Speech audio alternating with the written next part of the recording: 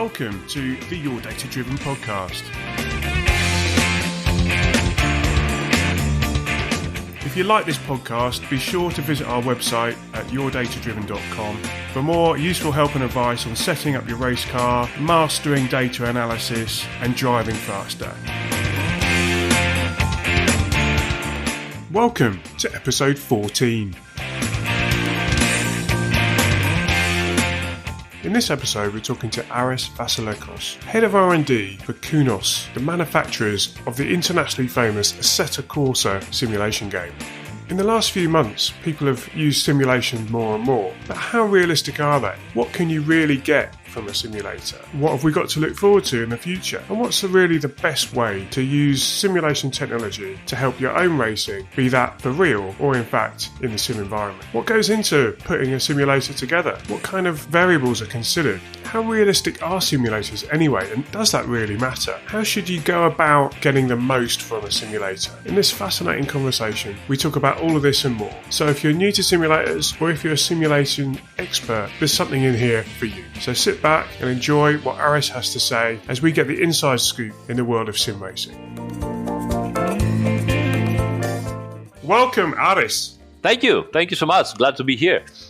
Well, it's a real honour to have you on the show, and thanks in advance for taking the time. It's the world of simulation and gaming has such a spotlight in the last few months, and it would just be really fascinating to listen to what you have to say on the subject for the listeners. A lot of club races, which is the audience for the show, have maybe discovered sim racing for the first time in the last few months, and there's strong opinions about realism and all this sort of stuff. But what we'd really like to do is maybe just get some, if we can get to the end and just have one or two takeaways, something that they may not have thought of or thought about simulation in a slightly different way that is quite positive, and in a way that you can give us some perspective on what it's all about, and also how you think that they can get the most out of it.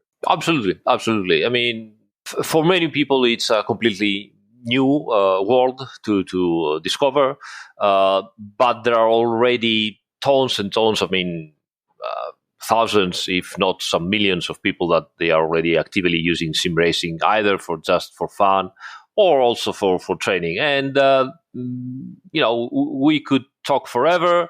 As you said, there are very strong opinions about it.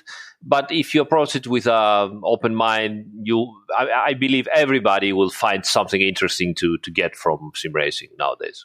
Absolutely. Well, give us a little intro on yourself and your involvement in this world, and then maybe we can move on from there and discuss into those details of what people can get from sim racing. I'm Aristotelis Vasilakos, for the friends Aris, and I'm Greek, but I live in Italy practically from 1991, so it's a long time. I'm 47 years old, and I've been sim racing and actively developing for sim racing titles since I guess 2005. I've been sim racing from way longer before that, if you could call those titles simulations. Like Grand Prix with Jeff Crammond. Yeah, exactly, stuff like that. Yeah. Even before that, I remember myself when I was really, really young, and I had a ZX Spectrum, and there was a title pretty unknown title actually, known TT Racer, which was actually decent for the era simulator of motorcycles. And you actually had, to gear up, downshift properly and all that stuff. Nobody was playing because it was practically unplayable with the keyboard. But I was really intrigued by how different it was from the usual games. And from then on, it's a long story, but somewhere around 2005, 2004, I think, I've met with Marco Massaruto and Stefano Casillo, who are the co-founders of Kunos Simulazioni. And Stefano was working on a completely free and beta version of Netcar. And I started, working a little bit on the handling of the cars with him. And then some, mods, and, it's all history. And here we are now with Assetto Corsa, the first Assetto Corsa and Assetto Corsa Competition, now titles that together have sold more than, I believe, 3 million in all the platforms, so PC and consoles. So major success, but also a very, very interesting work and very passionate work that gave us opportunities to get closer to actual real cars and real racing, which is all that we wanted to do, but for whatever reason we weren't able to go close to the real racing stuff. And so we decided, to make it virtual. So that was it mainly. Fantastic. Yeah. So what's what's your role within the team? Nowadays, I'm responsible for the research and development of the cars and the physics of the cars. I do not do the actual physics code, but I try to understand, let's say, how cars, old or modern, works, how we can improve our physics engine.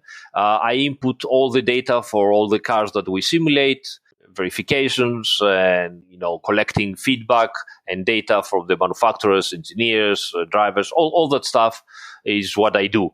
That's my main job. Obviously, we are a very small company, and so each one of us has also must do a couple of other jobs inside the company. So I also do other stuff, but my main work is collecting and implementing the data that I can find, so that our cars can be simulated as close to and as realistic as possible. Because I would say Assetto Corsa seems to have a very, very good reputation for representing the cars, particularly. Thank you. I would say that. Yeah, I would say that's most people would. Clearly, games and these things, they polarize opinions in a lot of way. But I think in general, people would say Assetto Corsa has a good representation of the car for a game. Yeah, for a game. Yeah. Thank you so much. I mean, we take great pride because we really struggle to make the cars as realistic as possible.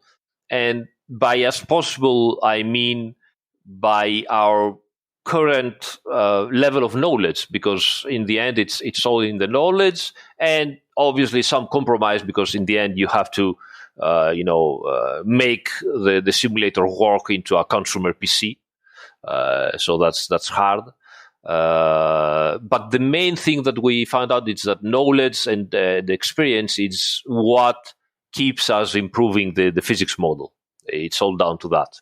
Could you explain how you go about doing that? I mean, how would you, just for the benefit of the people listening, what is the process that you go through to go from, I want to put, I don't know, a Porsche 911 or something in my racing game. Right. How do I go from that to actually having a car that people drive around and go, that feels like a Porsche 911? Right. Well, the first thing we do is collect as much data from the actual real car as possible. And by data, I don't mean just, the generic weight of the car, or the how much power the engine does, or how much torque the engine has, and that stuff of some dimension. Those are obviously very important, but also very basic. We have to measure or get the CAD data, or scan the suspension arms of the car, so that we can recreate a 3D of the kinematics of the suspension.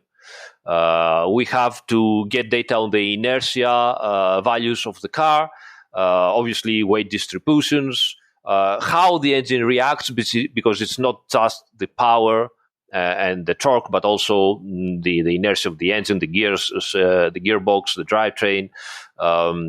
Aerodynamics are also very, very important. And obviously, as we say, 90% of the simulation of a car is on the simulation of the tires, which is still where a lot of black magic happens, because even the tire manufacturers do not exactly know what a tire does. No, they don't. Yeah. I mean, they know generically what the tire should do, but what exactly it does, especially going over some certain limits, they don't exactly know what is happening. And also, talking with the tire manufacturers, they can often tell you, we had some luck to get an amazing compound, and often we just do trial and error until we get something better. But most of the time, it's not better. So this is where some of the black magic in the simulators happens, because it is an area where you have some data. If you try to implement that data that you have, often the result is not exactly what you would expect from a real car to do. And so you have to fill the missing data with values that you can probably reverse engineering from telemetry, from your own experience, from talking with people, and try to find out what's happening. And lately, this thing also started to be bidirectional in dialogue between people that do simulators and people that the manufacturers of tires, because it seems that we can find things that they haven't thought, and back and forth like that. So yeah, it's pretty interesting.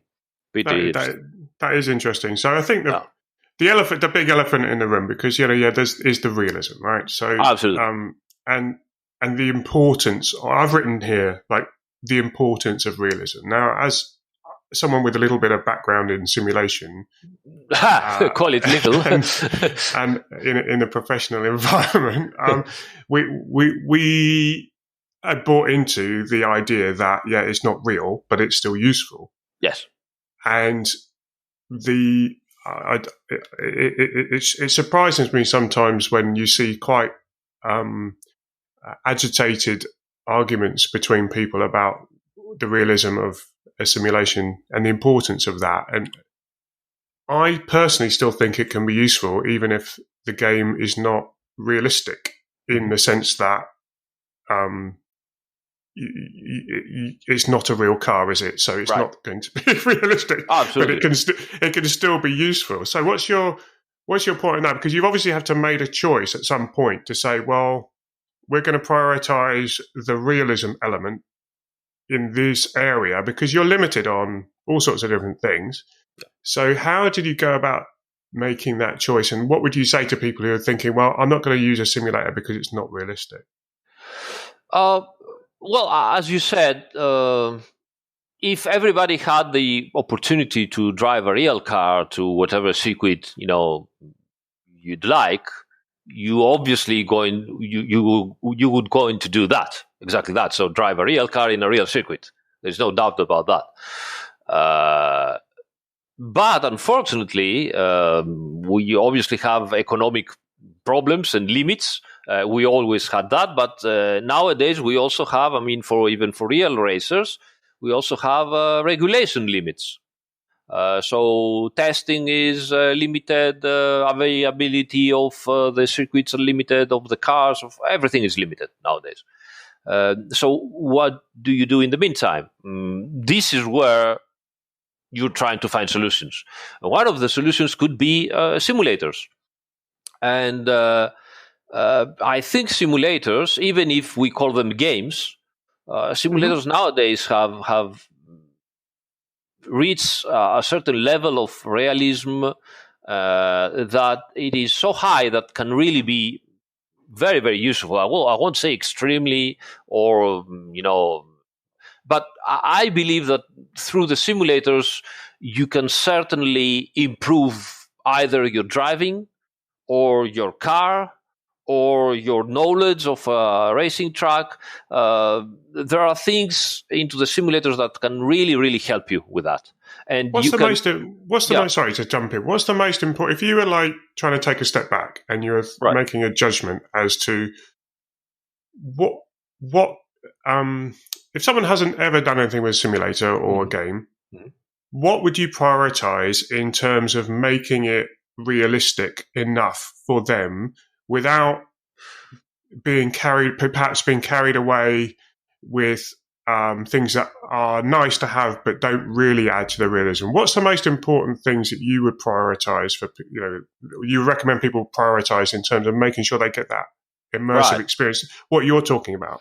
Well, obviously, it depends on what a person is trying to do, of course. So obviously, Assetto Corsa goes without saying. This game. Well, yes, of course. But I'll try. I'm always trying to be as objective as possible. And I think that if you're trying to improve your driving and your knowledge for real racing tracks and stuff like that, and be a better driver, I think one of the big jumps in realism happened when iRacing started implementing the first laser scan tracks, and we followed with the laser scan technology.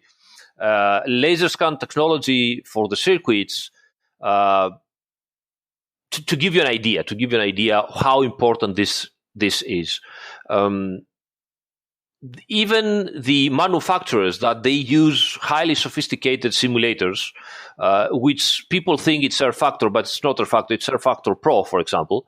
But rFactor Pro usually doesn't use the actual physics of rFactor, but it is just a vehicle, let's say an engine that can bring in, graphics and sounds and collisions.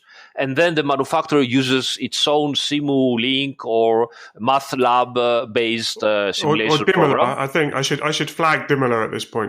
Exactly, yeah. But I was a sales manager for those guys for a while. Nice, very cool stuff. But even those, high-end simulators that only the manufacturers use, they still ask from us, from iRacing, from Assetto Corsa, from Kunos, and so on.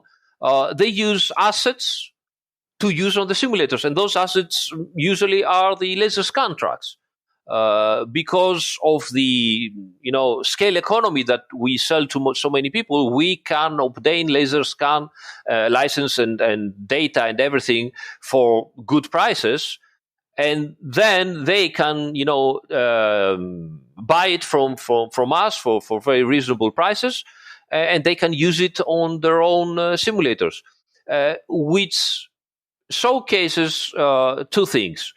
One is how important a laser scan track is in order for your driver in the loop to either understand the car, what is doing on a track, and verify the performance of the car on a track that for certain that it is correct. Okay,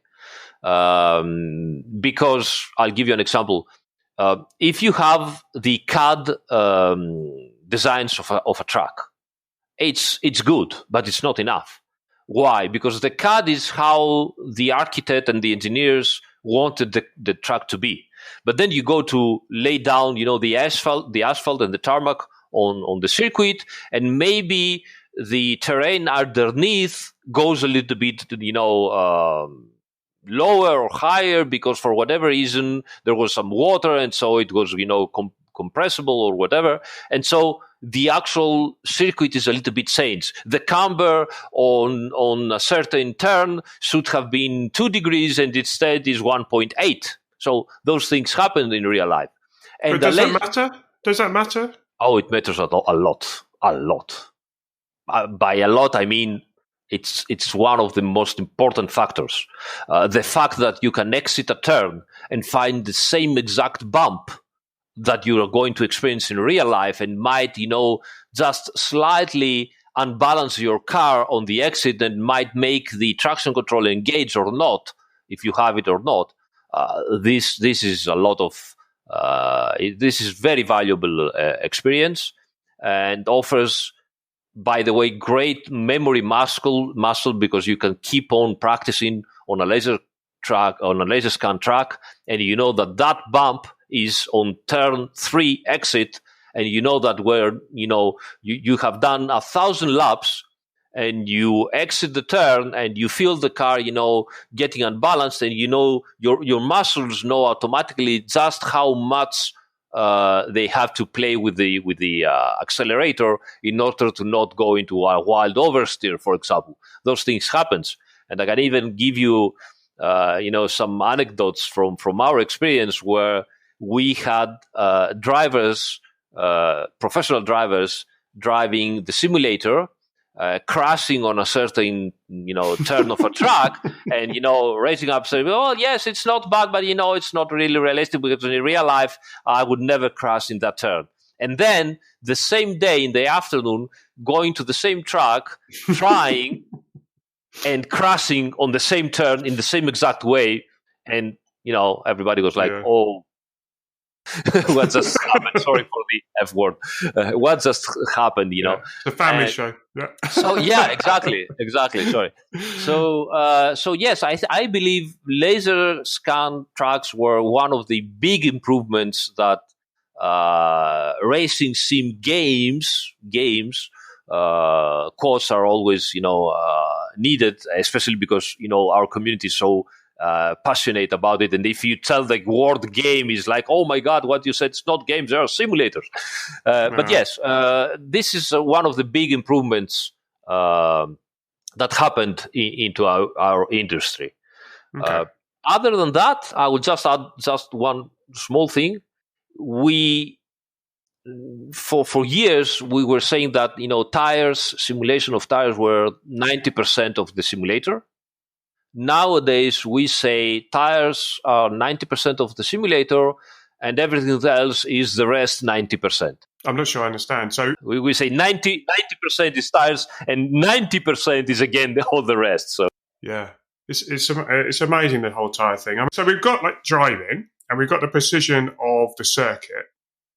But one of the other things that the online element of games or simulators, let's call them games, because I'm just not wishing to offend anyone, but just, well, there's two different things, aren't there? Okay, let's just tackle that point. So you've got a game, which is something that I can buy for, a few pounds or euros or dollars or whatever, and put it on my PC or my console at home, right, with a steering wheel and such like.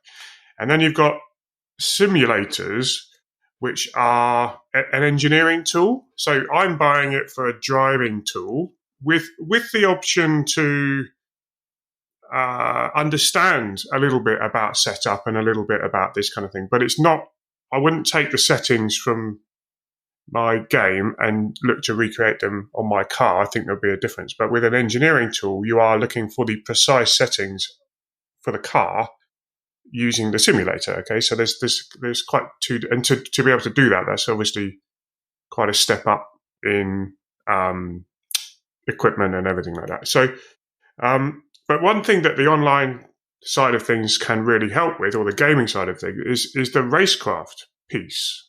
So not only just driving around in a circle and training yourself on how to do that and familiarizing yourself with the track and better for you with the settings, but also there's the racecraft bit, and that's one of the things that iRacing and obviously and your own games do very well. So what's your thought on that? The racecraft is one of the hardest things to learn. There's so many things inside racecraft, and obviously, the more case studies you have to learn, as everything in life, the more case studies you have, the better you become on dealing with situations. And simulators games give you this opportunity that it's impossible to have in real life. The opportunity to have as many races as you want any time of the day with as good opponents as you could ever wish for, even much, much better than you. It even gives you situations that you might practically never have the opportunity to deal with in real life. For example, our latest title is Assetto Corsa Competizione, which it's the official GT3 SRO simulator game, and we just released the GT4 cars. And now we permit online to have mixed races between GT3 and GT4 cars. And that gives you an extra opportunity, and you have to be extra aware. You need much more awareness to understand what is going on if the car behind you arriving is a GT3 car, and how to deal with you getting lapped every 10 laps, and while in the meantime you are still fighting for position with another GT4 car, for example. The same thing goes for the GT3 drivers, that they are trying to lap the GT4 cars while still fighting for position. It takes an extra skill of respecting, being predictable, being knowing what you have to do into the racetrack, that otherwise you'd need decades of experience, probably starting from very young age with karts and so on, possibly destroying a couple of racing cars in the meantime. Hopefully not, but things happen in racing. And on the games, on the simulators, you can do this, as I said, every single day, whenever you like, in highly organized championships, leagues, and races. People are even, divided in groups depending on their ratings, on how good they are in controlling the car, or being safe under racing, or being or their competitiveness, and so on. I mean, that is one of the things, isn't it? That is maybe a criticism of the gaming side, because it is so accessible. You get people who you're racing against who maybe can ruin your experience by not taking it seriously. That's one of the biggest problems to solve, still unsolvable, but also improved in terms of the biggest titles right now in the industry all implement some kind of rating. But the main thing behind it is that all that numbers can then make groups of racers, of drivers, that can possibly race better together. Now, obviously, in the low levels, you're going to have drivers that, provoke all kinds of accidents, and it's hard. And while you are starting with a game like that, and you are very low level, we try to convince people that, you shouldn't focus on winning races, you should focus on staying alive. Because if you are staying alive, exactly. If you're staying alive in the game and you're safe, your ratings will get better if you are just finishing the races last, And when you manage to do this, then you will get to race with drivers that have better ratings. And even if you are not so fast, you are going to enjoy much safer races, because on higher levels, everybody knows how to react and how to behave, and has more respect for the fellow racer, for the opponent. As always, we always advise people, find a championship, find a league to race in. Don't go just on the pick up, as we say, races, because when you are in a championship, you get to drive with other drivers that also are very respectful. It creates a kind of community. Everybody, exchanges experience and advice, and the whole experience is much, much better, always.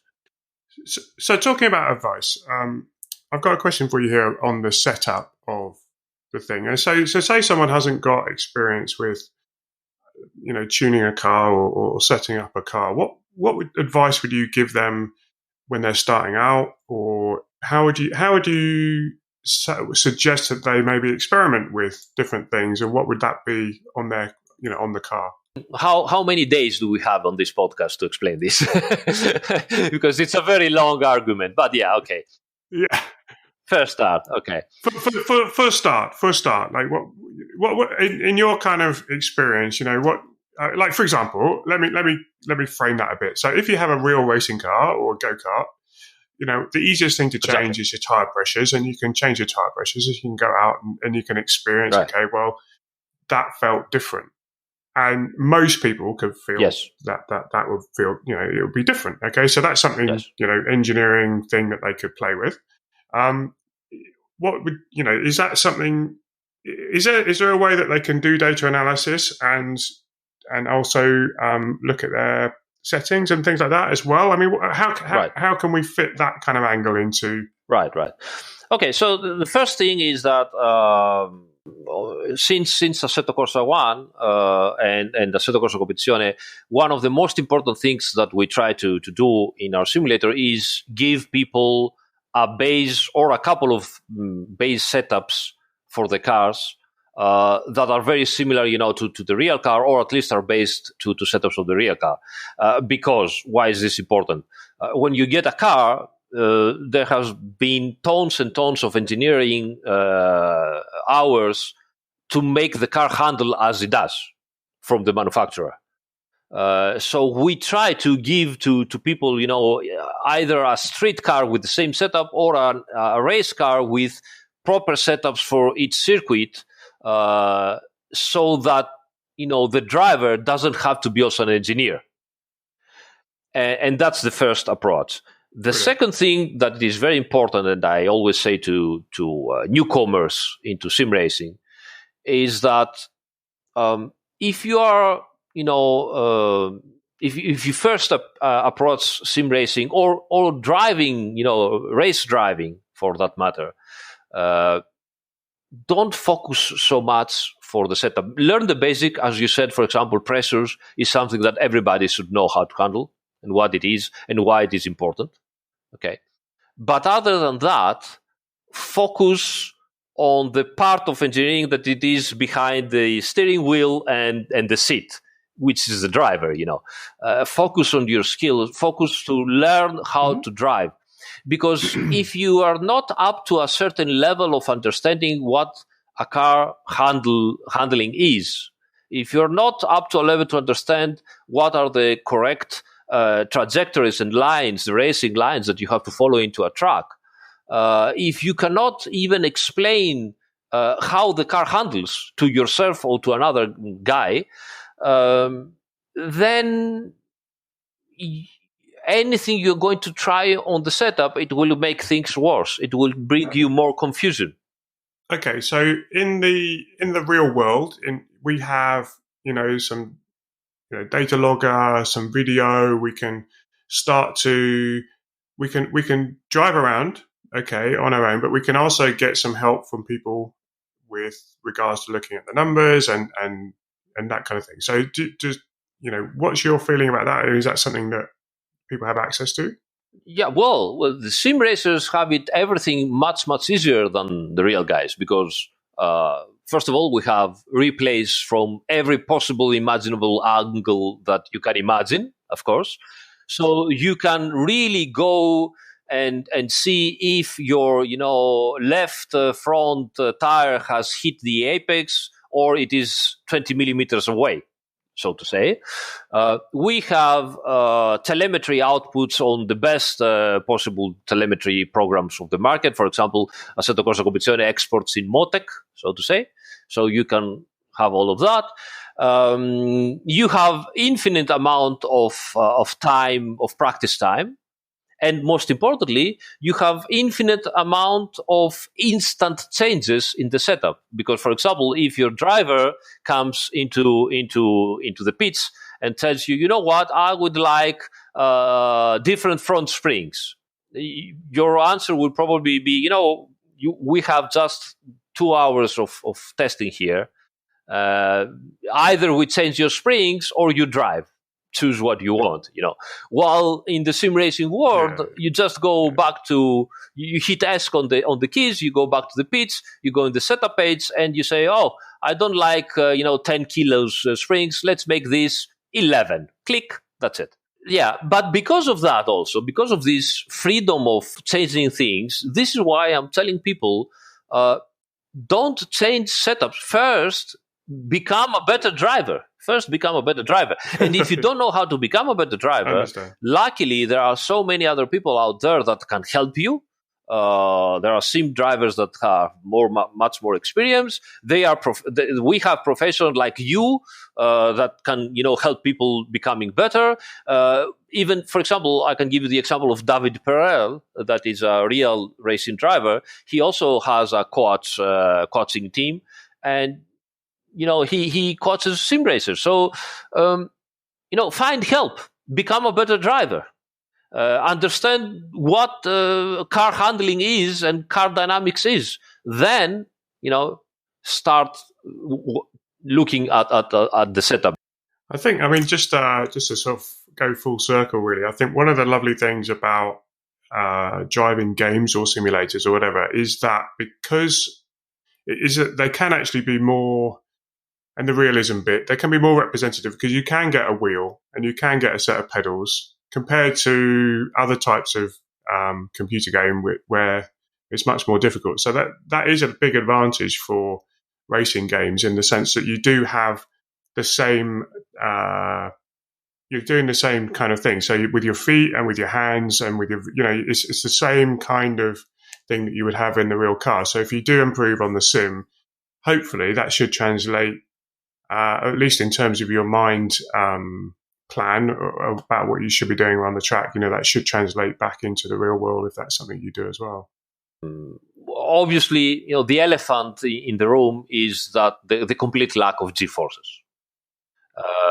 And this is something that a simulator will never be able to compensate, not even with motion platforms and stuff like that. They are nice, they're fancy, whatever you want, they give a lot of show, but it's not the same thing. It's not the same thing. Again, we are talking about this in 2020, but maybe in 2030 or 40, who knows what happens? I don't know. What have we got to look forward to? So we're talking about the state of the art right now, but what have we? So there's virtual reality headsets, for example, which this kind of thing. But there's also one thing that I personally would be really intrigued to know if there's any discussion in the pipeline about that, and that is an active brake pedal. So like you've got force feedback steering wheel.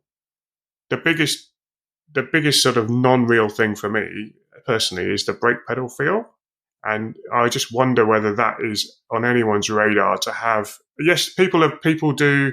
They put calipers and they use master cylinders and they go kind of that way, but it's still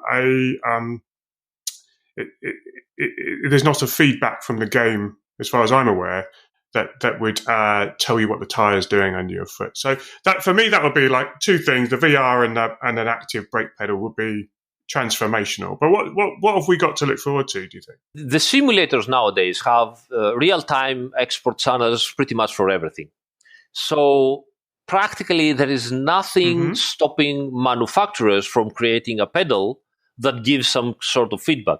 If I'm not wrong, for example, just to give a name, Fanatec has already a brake pedal that has a small vibrator motor in it, and if you activate, the ABS, it will start vibrating. Is it good? Honestly, it's more of a gimmicky thing that actually, proper feedback of a true pedal. So, in terms of technology, software, everything is there already. We export everything that a manufacturer needs to know what the tire and the brake does. So if someone puts a force feedback into a pedal, he could possibly simulate certain vibrations. But then it's not only the cost or the market or whatever. It's also some things that they are subjective instead of objective. And you probably have already said something that we have already heard about it, and it gives an idea, and it is proof of how people, drivers, expect different things to feel from a car. So let me make this, if I can, a little bit more clear to understand.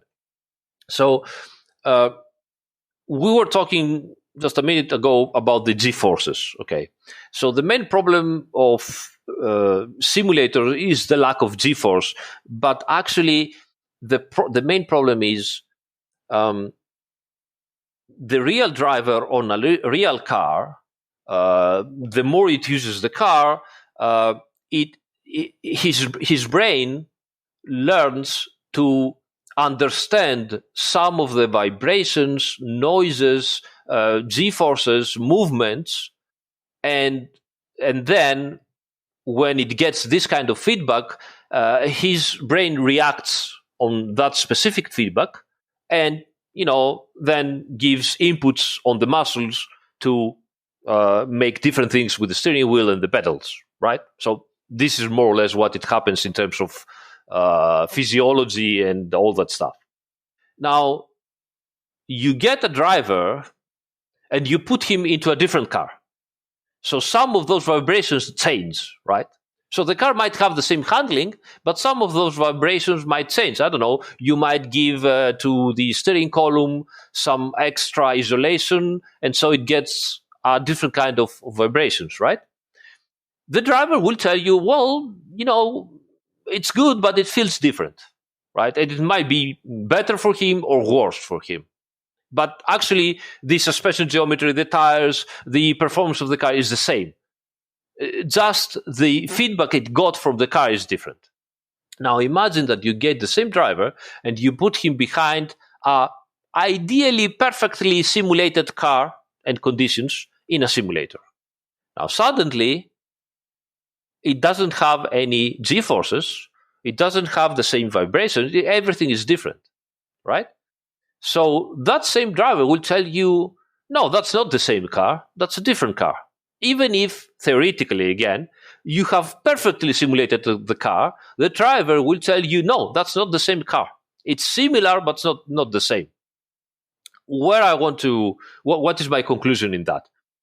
Our brains learn to react in certain feedback from the real world or from the simulated world.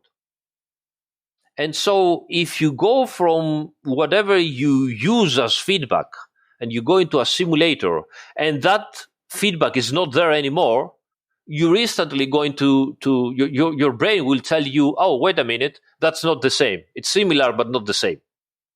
And so you have to train again your brain to understand the handling of the car from some other kind of feedback, not the one that he was already trained to use to react. So that's why every time we have some real drivers and we put them on the simulator, we always try to let them practice at least for a day or 2 or 3 before we start getting, valuable feedback from there, because the initial impressions are never the correct feedback we expect from them. That's why we also try to find drivers that they have already big experience from simulators. They are already experienced. Their brain is used to understand the car from the visuals, from the sound, and from the steering wheel vibrating and giving force, and that's it. We also started to make 2 groups of actual real drivers. The one that without G-forces, they have problems handling a car, and the other group that they are people that they drive more with their eyes and hands instead with what their body feels. And that's actually a thing nowadays. Is that a thing? Yeah, absolutely. You even, where you can see it? You can see it with many young drivers that they are so much used to drive on the simulators, and you put them on a car, and they are extremely. You could say some of the old engineers will tell, oh, that guy is fearless, because the telemetrist will come to them and will tell them, you know what, you could go in there flat out. And the young drivers say, oh, you think I could go flat out as in the simulator? Yeah, absolutely. And next lap is like, okay, flat out, boom, and they just go through. They don't expect something to happen on their body. I mean, they do feel everything and they get the extra feedback and they're happy about that, but they don't trust the body 100%. They trust the visuals 100%, and then some extra feedback from the body. The new generation, as we said. And this happens, and we see this all the time, and it's very interesting, very interesting. I'm listening, and I'm trying to work out whether that is a good thing or a bad thing, or maybe it doesn't matter. The other thing, personally, I find the simulator harder to drive than, or even the game, whatever. I find you're it hard. In the other group. yeah. But I find it harder than the real car. But the point being is that if I can get up to speed in the sim, I find myself quicker up to speed in the real car. Does that make sense? So yes, absolutely. It makes sense because you are so used, as we said, to the feedback, that you get, the sensations that you get from the real car, that you trust those sensations much more.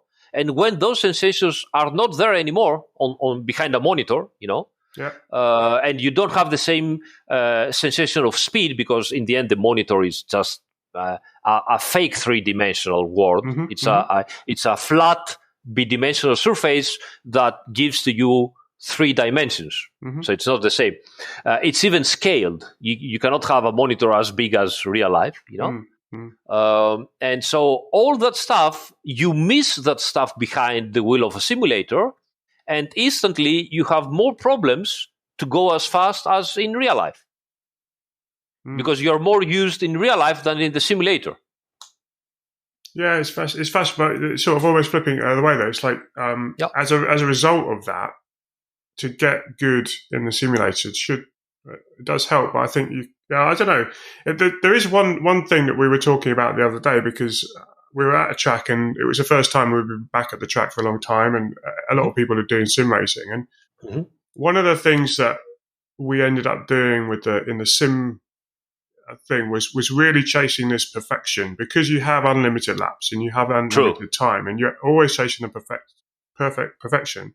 And that's very, very difficult to achieve in reality, and to the point where you get disappointed, and you have to recalibrate your expectations a bit and just go, this is something we try now real hard, at least on our side in Kunos Simulazioni, to make so that our simulators are moving away from the perfection, in order to help people improve in improvising. Exactly. Because as you said, sim racers, they can put the simulator in a specific weather condition, with always new tires, with always new brakes, with everything, the suspension perfect. Okay, the setup is made in perfection for their kind of driving, and so they do lap after lap after lap, thousands of laps. And that's one of the reasons why you often see in the simulator that the best lap times are often 1, 2, 3, 4 seconds faster than the actual real lap time. And people without knowledge might think, so it's not so realistic after all. Now the problem is it might be realistic, but they try and drive so close to the limit in so predictable, identical conditions every single day for thousands of laps. And then obviously you get those people, you put them into a real car and everything changes one lap after another, and they go like crazy. I can't find my reference points. I can't find because they are, used to be so precise that it brings problems to them. I think from an educational point of view, there's probably a benefit to have everything the same for a while, and then you get to a point of like, okay, well, I'll dial back on. Exactly. That's what we try to do. We try to implement as many variability into the simulator as possible. So, the weather is not always the same. You have humidity now. You have temperatures. The sun might be covered by the clouds, so the track surface is different temperature.